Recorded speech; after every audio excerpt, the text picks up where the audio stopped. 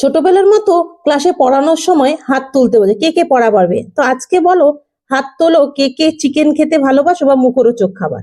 আমি তো সবার আগে হাত তুলে নিয়েছি।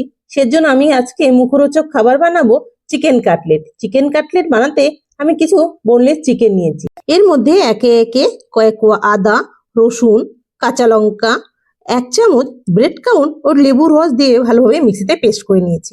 এবার এর মধ্যে পেঁয়াজ কুচি, নুন দিয়ে দিয়েছি। মশলা তোমরা যে যার মতো দিতে পারো। আমি দিই জিরে গুঁড়ো, ধনে গুঁড়ো আর ম্যাশ করে আলু। এবার ভালোভাবে মাখিয়ে গোল গোল বলের আকার করে নিয়েছি। অন্যদিকে একটি বোলের মধ্যে 2টো ডিম আর একটু বিট নুন ছিটিয়ে আমি একটা ব্যাটার বানিয়ে নিয়েছিলাম। এবার আরেকটি প্লেটে আমি সেমাই আছে, আজকে সেমাই দিয়েই বানাবো কাটলেট। সেমাইগুলো আমি পুরো করে নিয়েছি। এবার আমি হাত দিয়ে চেপে চেপে সেমাইয়ের মধ্যে দিয়ে ডায়মন্ড শেপে বানিয়ে নিয়েছি কাটলেট গুলো। অন্যদিকে কড়াইতে আমি তেল গরম করে নিচ্ছি একে একে।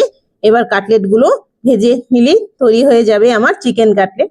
প্রথমে আমি হালকাভাবে আঁচ দিয়ে দিয়েছি, তারপর ধীরে ধীরে করে এপিট ওপিট করে লাল লাল করে ভেজে নিচ্ছি। যতক্ষণ ভাজবো ভেতরটা যাতে কাঁচা না থাকে সেইভাবে। তো আমার হয়ে গেছে কাটলেট রেডি। গরম গরম কাটলেট খেতেও মজা।